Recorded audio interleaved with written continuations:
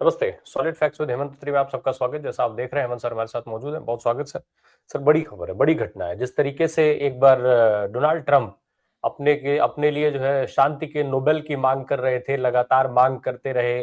पाकिस्तान ने खुल करके उनके पक्ष में बैटिंग किया, यानी उनके लिए समर्थन किया, नोबेल दिया जाए उनको। फिर उसके बाद उन्होंने इजराइल से अपने लिए समर्थन करवा लिया। नेतन्याहू ने खुलेआम तौर पर बोला कि हाँ, डोनाल्ड ट्रंप जो है वो बिल्कुल शांति के दूत हैं, शांति के अवतार हैं, उनको मिल जाना चाहिए नोबेल पुरस्कार। लेकिन मिला नहीं। तो क्या अब ये जो नए हालात इस दुनिया में बनाए जा रहे हैं या बनते दिख रहे हैं, जिस तरीके से वेनेजुएला पर आक्रमण किया अमेरिका ने, क्या उस सबको इससे जोड़ करके देखा जाए कि नोबेल ना मिलने की खिझन मिटा रहे हैं ट्रंप, या फिर चीन के साथ जो एक जिस तरीके से सुपर पावर बनने की चीन ने जो चुनौती पेश की है अमेरिका के सामने, ये उसका रिएक्शन है कि असल में ये वेनेजुएला पर हमला नहीं है, बल्कि ये सीधे तौर पर चीन पर हमला किया है अमेरिका ने। राम प्रकाश जी नमस्कार, आपको सारे दर्शक साथियों को भी। देखिए, बहुत ही दुनिया एक ऐसे मुहाने पर खड़ी हो गई आके कि अब जो शीत युद्ध की एक नई शुरुआत बहुत जल्दी होगी अगर ट्रंप ने एक भी कदम और उठाया तो। एक भी कदम इन दी सेंस ईरान के साथ कोई छेड़खानी की या लैटिन अमेरिका के किसी देश के साथ कोई भी और फर्दर छेड़खानी की, तो तय मान करके चलिए कि अब अमेरिका का चाइना के साथ सीधा सीधा शीत युद्ध होगा। और वो उसकी शुरुआत लगभग वेनेजुएला से हो गई। तमाम लोग इसको देख रहे हैं अपने अपने अंदाजे से। 2 साल पहले तक जब चुनाव कैंपेन के लिए आए थे श्रीमान ट्रंप, वो क्या कहा करते कि हम कहीं लड़ाई नहीं लड़ेंगे, हम दूसरे देशों के झगड़ों में नहीं पड़ेंगे, शांति के मसीहा बन के आए थे। और लगभग 11 महीने तक उनकी यही रट रही। और all of a sudden from nowhere उन्होंने वेनेजुएला पे चंद घंटे के ऑपरेशन के बाद एक तरीके से कब्जा कर लिया, वहां के राष्ट्रपति और उनकी पत्नी को अगवा कर लिया। ऐसा व्यक्ति जो है वो शांति का नोबेल पुरस्कार मांग रहा था। सोचिएगा, वो व्यक्ति आज की तारीख में पूरी दुनिया के अंदर अगर कोई साम्राज्यवाद का एक चेहरा है तो वो श्रीमान ट्रंप है। और वो सरेआम, उसको कोई शर्म इस तरीके की नहीं है कि उसका नाम इससे जुड़ जाएगा, उससे जुड़ जाएगा, किसी से जुड़ जाएगा। उसको किसी कूटनीतिक पहल की वो नहीं है, किसी भी तरीके की डिप्लोमेसी की कोई एटिकेट या मैनरिज्म उन्होंने, आपने देख ही लिया पिछले 1 साल में जो गंद बचाया उन्होंने। पिछले 11 महीने में उनके परिवार की वर्थ कितनी बड़ी है ये भी आपने देख लिया। राष्ट्रपति बनके तमाम देशों के साथ सौदे करने के नाम पर अपने परिवार का धंधा वो आदमी पूरी बेशर्मी के साथ हर जगह उसको बढ़ाने में लगा हुआ है। जो वेनेजुएला के साथ है, इसको आप आइसोलेशन में मत देखिए, एक लार्जर गेम प्लान का हिस्सा है, इंटरनेशनल। और वो क्या है, कल जिस तरीके से आपने अगर उनकी प्रेस कॉन्फ्रेंस फॉलो की हो, वो किस बेहूदगी के साथ ये कह रहे थे कि वेनेजुएला के तमाम संसाधनों का अब हम प्रयोग करेंगे, उसको हम चलाएंगे वहां लोकप्रिय सरकार की स्थापना तक। वहां के तेल का जो वो दोहन है, तेल का जो निकालने का जो पूरा प्रोसेस है, वो अमेरिकी कंपनियां संभालेंगी। और वो सारी चीजें आपने, जो समकालीन इतिहास है उसमें इस तरीके का इराक में बेहूदगी की सारी दुनिया में देखी, ईरान के साथ जिस तरह की चीजें करते हैं सबने देखा। लेकिन अब जो ये किया है वेनेजुएला के साथ, इसमें तो कुछ कहने की कोई बात बची नहीं, कहने सुनने की। सरेआम आदमी प्रेस कॉन्फ्रेंस में ये कह रहा है कि उसके राष्ट्रपति को हम ले आए हैं, हमारी तेल कंपनियां वहां पर तेल बेचेंगी, व्यापार करेंगी। तो इस गेम को आप समझिए, ये केवल वेनेजुएला तक सीमित नहीं है, ये लैटिन अमेरिका के और तमाम देशों तक ट्रंप का ये खेल बढ़ेगा। अभी जो इन्होंने किया है वो पेट्रोलियम लॉबी लॉबी के साथ किया है। इसके बाद वो क्या करेंगे, वेपन लॉबी का आपको पता ही है अमेरिका के अंदर क्या रोल रहता है। अमेरिका का काम ही हथियार बेच के दूसरी दुनिया का लड़वाना है।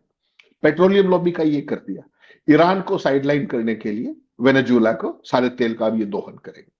हकीकत क्या है, बहुत सारे लोग इस चीज को समझ नहीं पा रहे कि ये एकदम क्यों हुआ, और इसको तमाम तरीके से एनालाइज कर रहे हैं।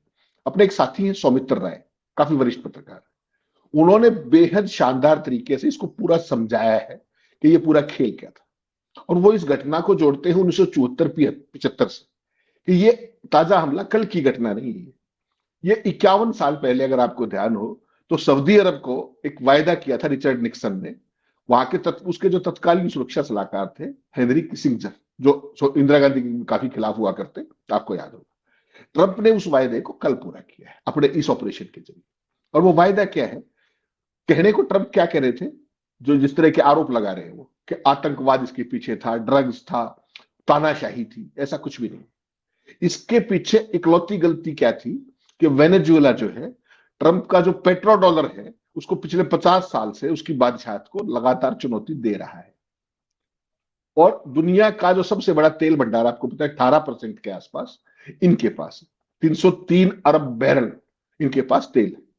वेनेजुएला ने चीन को युआन में तेल बेचना शुरू कर रखा है, सारी दुनिया को पता है। उससे डॉलर की कहीं ना कहीं जो है वो है एक जो आप डोमिनेंस है उसको कहीं ना कहीं वो प्रभावित होता है। रातों रात वो भी नहीं हुआ कि वेनेजुएला ने युआन में तेल बेचना शुरू कर दिया। 2018 में आपको याद होगा वेनेजुएला ने खुद को डॉलर से के चंगुल से मुक्त होने का ओपन ऐलान किया था। और तब से तब तत्काल जो तत्कालीन अमेरिकी राष्ट्रपति, उसके बाद के राष्ट्रपति, मौजूदा राष्ट्रपति, सारे के सारे वेनेजुएला के ऊपर गिद्ध दृष्टि लगाए बैठे थे, कोई बातचीत के जरिए और कोई इस तरीके के जरिए। आपको पता है 31 तारीख को ही क्या कहा था राष्ट्रपति ने वेनेजुएला ने कि हम अगर समान शर्तों पर सम्मान के साथ बात करना चाहे तो हम बात कर सकते हैं अमेरिका के साथ। उसके बावजूद ट्रंप ने ये किया, क्योंकि पेट्रो कंपनियों को क्या था, उनको यह था कि अगर शांति से बातचीत हो गई तो तुम वो नहीं हासिल कर पाओगे जो अब कर पाएंगे। अब थ्रो अवे प्राइसेस पे वो वहां पे पेट्रोलियम का वो करेंगे सारा खेल, और वेनेजुएला के हाथ कुछ नहीं आएगा। ये गेम था पूरे। वेनेजुएला बेसिकली एक और बड़ी जिस चीज में जो उसकी महत्वाकांक्षी थी वो है कि वेनेजुएला ब्रिक्स में भी शामिल होना चाहता है। और ब्रिक्स की अध्यक्षता किसके पास है? भारत के पास।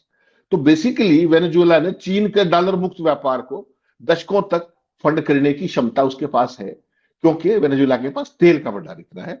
और यही ट्रंप के पेट्रो डॉलर को मुख्य चुनौती है। किसिंजर ने सऊदी को क्या वायदा किया था कि दुनिया का तेल व्यापार हमेशा पेट्रो डॉलर में ही होगा। डॉलर को बचाने का पूरा खेल।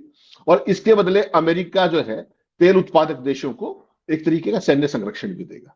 जितने भी लोग थे, अलग बात है कि इराक के साथ जो कुछ किया, ईरान के साथ अब जो कुछ कर रहा है, बाकी देशों के बीच में जो लड़ाई लगवाता रहता है, तो ये सारी चीज है। और इस सारे संरक्षण की कीमत पर उसने धड़ाधड़ डॉलर छापे, धुआंधार तरीके से डॉलर छापे। इससे अमेरिका का सैन्य खर्च, जन कल्याणकारी कार्य और घाटे की भरपाई तो हुई, लेकिन डॉलर पर खतरा लगातार तलवार लटक रही है। तो आपको ध्यान होगा साल 2000 में इराक के राष्ट्रपति सद्दाम हुसैन यूरो में तेल बेचने का ऐलान किया था। आपने क्या देखा 2003 में अमेरिका ने किस पे हमला किया? इराक के ऊपर। वही खेल सारे का सारा, पेट्रो डॉलर। जैसे ही उन्होंने कहा तो आपने क्या बकवास की कि वहां पर रासायनिक हथियार है, वेपन्स ऑफ मास डिस्ट्रक्शन है, जिसका कोई सिर पैर नहीं था। तो अमेरिका का ये खेल आज से नहीं चल रहा है। और इसका खुलासा कहां भी हुआ था? हिलरी क्लिंटन का आपको याद है एक लीक ईमेल लीक हुआ था। उसमें क्या कहा गया था कि तेल के बदले जो सोना मांगा गया था वह अफ्रीका समर्थक गोल्ड दिनार को मजबूत करने वाला था। और 2011 में नाटो ने लीबिया पर बमबारी की, गद्दाफी के साथ ही गोल्डन दिनार भी खत्म हो गए। ये सारे का सारा ही घटनाक्रम है तेल की इकोनॉमी को जिस तरीके से। अब जो कल वाला ऑपरेशन था उसमें क्या हुआ? मादुरो का अंत कर दिया है। मादुरो के साझेदार कौन थे? रूस थे, चीन थे और ईरान था। ट्रंप ने एक झटके में युआन के साथ जो व्यापार करने का खेल था उसको झटका दे दिया, एक झटके के अंदर, क्योंकि वही कर रहे थे। साथ ही चीन का जो सोने का भंडार था जो उसने युआन को मजबूत करने के लिए जमा किया था, उसकी भी चुनौतियां बढ़ जाएगी। तो कुल मिलाकर के अगर आप देखेंगे तो 2 हफ्ते पहले अमेरिका के सुरक्षा सलाहकार स्टीफन मिलर ने क्या कहा था कि वेनेजुएला अमेरिकी दौलत को लुटा रहा है। क्या क्या कह रहे थे वो? वेनेजुएला तो इसके पास ऐसी कोई चीज नहीं थी। एक्चुअल में क्या था, उनका जो वो था चैलेंज, वो चिंता थी, वो पेट्रो डॉलर को लेकर के थी कि वो युआन से इस तरीके करेंगे तो कहीं ना कहीं दिक्कत डॉलर को आएगी। तो इस सारे में आपने अभी देखा रूस बहुत सारा तेल पहले से रूबल में बेच रहा है, इंडिया को भी बेचा है, चाइना को तो लगातार बेच ही रहा है, सऊदी अरबिया भी युआन का विकल्प लगातार तलाश रहा है। तो अब क्या है खेल? अब आमने सामने की लड़ाई। मैंने शीत युद्ध क्यों कहा? आपने देखा चीन जो है वो स्विफ्ट के बदले, जो अमेरिका का स्विफ्ट सिस्टम है पेमेंट का, उसके बदले सीआईपीएस बना लिया। 185 देशों में 48 बैंकों का सिस्टम जोड़ दिया। चाइना बिल्कुल आमने सामने खड़ा हो गया। और अमेरिकी हमले के बाद ब्रिक्स, भारत, इस पर दबाव पड़ेगा कि भारत क्या उस सारी जो एक अल्टरनेट इकोनॉमी की बात करते हैं माइनस डॉलर की, क्या भारत उसके अंदर शामिल होगा या नहीं। लगातार ब्रिक्स की ये कोशिश है। आपको ध्यान होगा पिछली बार भी ये था कि ब्रिक्स की अपनी करेंसी हो। तो सारी की सारी चीज, अब रूस क्या करेगा? रूस यूरोप को भड़काएगा। क्या कहेगा कि चीन, ब्रिक्स और एससीओ के देशों में युआन से भुगतान का दबाव बढ़ाओ। तो ये बेसिकली यहां पर अब क्या खेल है बीच में? बीच में केवल एक देश खड़ा है, उसका नाम है ताइवान। जब आप अमेरिका का दुनिया का थानेदार है और वो वेनेजुएला पर रातों रात कब्जा कर सकता है, तो चाइना को कौन रोकेगा ताइवान पर हमला करने से? बहुत सारे देश तो वन चाइना पॉलिसी मानते हैं। तो पूरी दुनिया को एक अराजकता के मुहाने पर एक तरीके से लाके ट्रंप ने खड़ा कर दिया अपनी बददिमागी से, या यूं कह लीजिए पेट्रो डॉलर को बचाने के लिए नंबर एक, डॉलर की सारी बढ़ाए डोमिनेंस बढ़ाए रखने के लिए नंबर एक, नंबर दो चीन की मैन्युफैक्चरिंग को कहीं ना कहीं चैलेंज करने के लिए। अमेरिका के अंदर तो आपको पता है लेबर बहुत ज्यादा महंगी, तो वहां पर मतलब ये कोई भी जी। मतलब सर ये लड़ाई घूम करके चीन तक जाना तय है, चीन का इसमें शामिल होना लगभग तय माना जाए, क्योंकि एक बंटवारा दिख रहा है दो धड़ों में, एक तरफ अमेरिका खड़ा है, दूसरी तरफ चीन खड़ा है, और कुछ कुछ लोग जो है वो वेनेजुएला को समर्थन करते हुए भी दिख रहे हैं।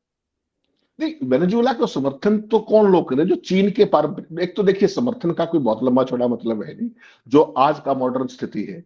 आपने सुरक्षा परिषद की मीटिंग देख ली क्या अब तक होगी? इतना बड़ी कार्रवाई होगी, सुरक्षा परिषद की इमरजेंसी मीटिंग कब होनी चाहिए थी? तत्काल 24 घंटे के अंदर, बाकायदा प्रावधान है उसके चार्टर के अंदर, कुछ भी नहीं। केवल रशिया ने मांग कर ली, चीन ने विरोध कर दिया। डोमिनेंट पावर तो यही है ना। हकीकत क्या है कि इस घटनाक्रम ने पूरी दुनिया के अंदर एक नई अराजकता का दौर की भूमिका बिछाई है। राम प्रकाश जी, भूमिका क्या है? कल को जेलेंस्की को अगर ट्रंप वो अपने क्या नाम पुतिन पकड़ ले जाए तो आप क्या कर लेंगे? अमेरिका ने कर दिया, मादुरो ने, तुम कर सकते हो तो हम भी करेंगे, ताकत है तो करिए। वियतनाम पर चीन कल कब्जा कर ले, अमेरिका क्या करेगा?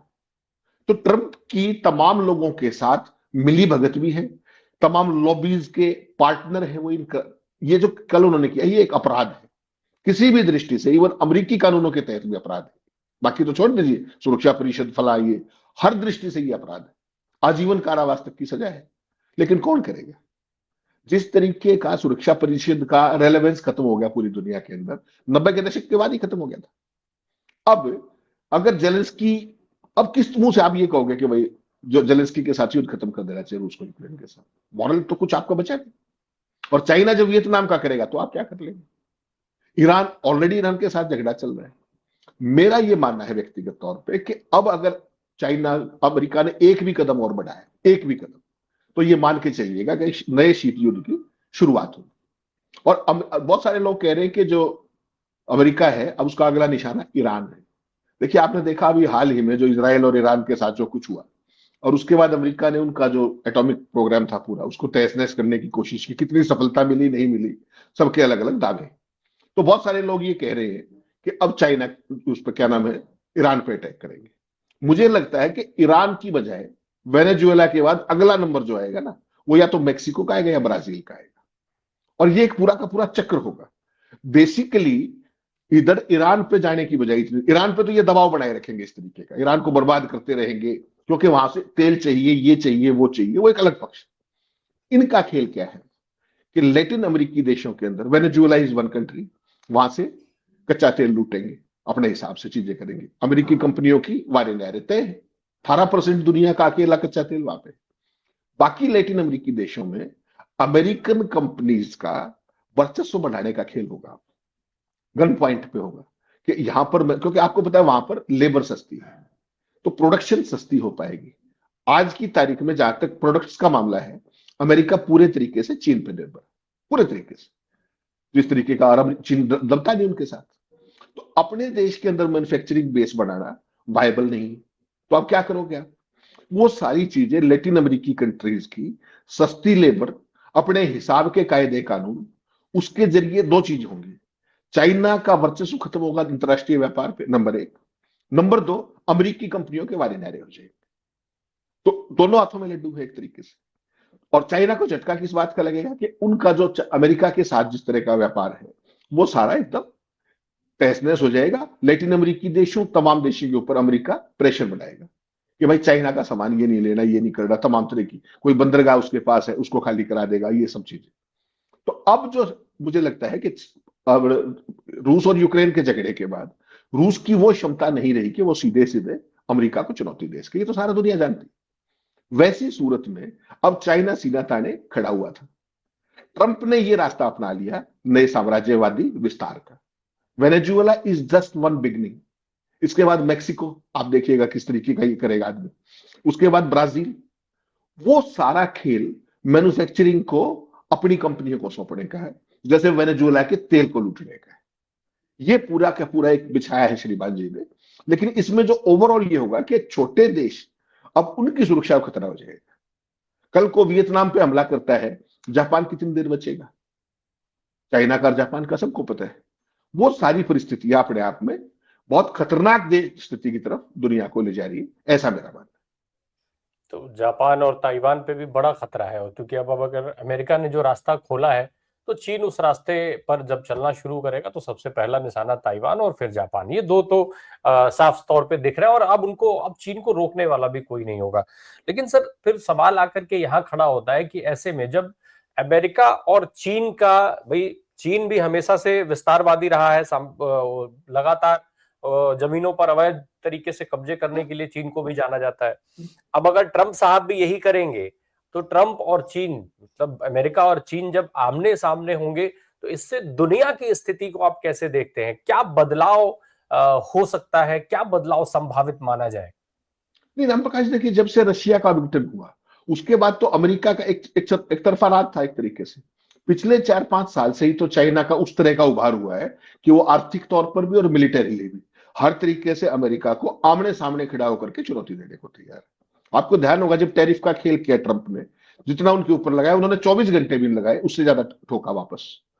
रेसिप्रोकल तुरंत किया उन्होंने और कहा कि जैसे लड़ना चाहो वैसे लड़ने के लिए हम तैयार हैं। ये भाषा किसी और देश की अमेरिका के साथ नहीं थी। तो सीधा सीधा मतलब ये था कि अमेरिका भी ये समझ गया था कि उनको अगली चुनौती चाइना से सरेआम मिल रही। तो उस सारे खेल को अब छेड़खानी शुरू की है अलग अलग लॉबीज के जरिए। अमेरिका की सबसे बड़ी प्रॉब्लम कब से है? 70 के दशक से उनको तेल चाहिए, अपनी शर्तों पे चाहिए, अपनी कीमतों पे चाहिए। उसके लिए वो पूरी दुनिया को इधर उधर करके खेल कराते रहते हैं। अगला काम उसका क्या है? हथियार बेचना। तो petroleum lobby is one lobby, दूसरी लॉबी क्या है वहां पर? Weapon lobby. अब जो मैन्युफैक्चरिंग का सारा आधिपत्य जिस तरीके का चाइना का हुआ, उस सारे से दब करके ट्रंप ने ये बीच का रास्ता निकाला कि लैटिन अमेरिकी देशों में अपना विस्तार करो, गला पकड़ के, गला दबा करके सारे के सारे खेलों को ये करो। और इसमें क्या है? बेसिकली लैटिन देशों में अमेरिकी मल्टीनेशनल की फैक्ट्रियां लगाएंगे, वहां के सारे, जैसा मैंने कहा, संसाधनों पर कब्जा करें, सस्ते श्रम से मुनाफा कमाओ, मौज करो तुम। तो असली इरादा चीन को इन देशों से दूर भगाने का है, ना केवल अमेरिका से, लैटिन अमेरिका से भी। ब्राजील है, पेरू है, चिली है। आपको पता है वो तीनों देश जो चाइना का रोड एंड बेल्ट, जो क्या नाम है, बेल्ट एंड रोड इनिशिएटिव है, उसका भी हिस्सा है। तो आगे अमेरिका क्या करेगा? वो इनको कहेगा लैटिन अमेरिकी देशों को चीन से हटो आप, जैसा उसने पनामा पर हांगकांग की कंपनियों से कन्नी काटने का दबाव बढ़ाया। यही दबाव वो पेरू पर बनाएगा कि उसकी जो चाणक्य बंदरगाह है उससे चीन हटाए वहां से। तो ये सारी चीज अब यहां पर यह है कि दुनिया को एक ऐसे मुहाने पे खड़ा कर दिया कि अगर हल्का सा भी इरिटेशन, कोई और कदम उठाया अमेरिका ने इस तरीके का, तो फिर वो शुरुआत होगी सीधी सीधी चीन के साथ आमने सामने। लड़ाई नहीं करेंगे, लेकिन शीत युद्ध की वही शुरुआत हो जाएगी जो एक दौर में हमने देखा था रूस और चीन के बीच में। ये दिशा अब उन्होंने पकड़ लिया है। आपने देखा किस तरीके का अमेरिका ने जापान से पहले होंडुरास में अपनी पिट्ठू सरकार स्थापित की। क्यों? जापान को उसके बाद उसके निशाने पर आया है। अब होंडुरास क्या होगा? अमेरिका के लिए नया एयरबेस बनेगा निकारागुआ और क्यूबा पर हमला करने के लिए। तो अमेरिका तो 20 साल आगे की सोच के चलता है ना। तो होंडुरास में अपनी पिट्ठू सरकार साबित कर ली। अक्टूबर 2026 में आपको पता है ब्राजील में चुनाव। अमेरिका का वहां क्या खेल होता है? चुनाव को हैक करेगा, जो भी करेगा वहां अपना पिट्ठू राज स्थापित करेगा। मई 26 में निकारागुआ के आम चुनाव है, वहां भी यही खेल होने वाला है। मैक्सिको और ब्राजील दोनों के अंदर अमेरिका के लिए चुनौती बने हुए हैं। इसी सारे खेल को ट्रंप अपने हिसाब से अब नई गोटियां बिछा रहे हैं। और उसमें सबसे मजेदार बात यह है कि जो उनके पास एप्स्टीन फाइल के ऊपर बात, जिस तरह की चुनौतियां आने वाली थी, सबको लग रहा था कि महाभियोग आएगा, ऐसा चरित्रहीन आदमी, इस तरह का वो। तो मॉरलिटी के जितने सवाल थे, बाकी सारे सवाल थे, उनसे उन्होंने फॉर द टाइम भी टेक्टिकली, आपने देखा संसद के कानून के बावजूद भी एप्स्टीन फाइलें पूरी नहीं आई। 1% के आसपास डॉक्यूमेंट आए। क्यों? संसदीय कानून के बाद अवमानना हो सकती है, सब कुछ हो सकता है। उसके बावजूद भी उस व्यक्ति ने ध्यान बांटने के लिए ये सारा खेल कर दिया वेनेजुएला में। तो ये इसका एक निशाना नहीं है, इसकी निगाहें कहीं पर है, निशाना कहीं पर है। Domestic politics is one, China is one, Venezuela का तेल is one, manufacturing increase in one, और अंतरराष्ट्रीय व्यापार को नए तरीके से डिफाइन करने का, अंतर्राष्ट्रीय कूटनीति को नए तरीके से डिफाइन करने का, इसमें बहुत लंबा चौड़ा खेल इन्वॉल्व है और बहुत सोच समझ के उस व्यक्ति ने किया है। लेकिन एक शब्द फिर मैं कहूंगा चेतावनी के साथ कि पूरी दुनिया को अराजकता के मुहाने पर लाके खड़ा कर दिया है, अब कोई कुछ करे। आपने इसराइल के मामले में देखा, संयुक्त राष्ट्र जो अपने क्या नाम था, यूएनएससी थी, बिल्कुल पंगु है, उसका कोई रोल है ही नहीं किस तरीके का। अब ये इस घटना को 36 घंटे से ज्यादा होने वाले हैं, कहीं कोई सुरक्षा परिषद का रोल नहीं। तो ये तो वही थानेदारी है जिसके दम लाठी दम है, जो मर्जी है करना।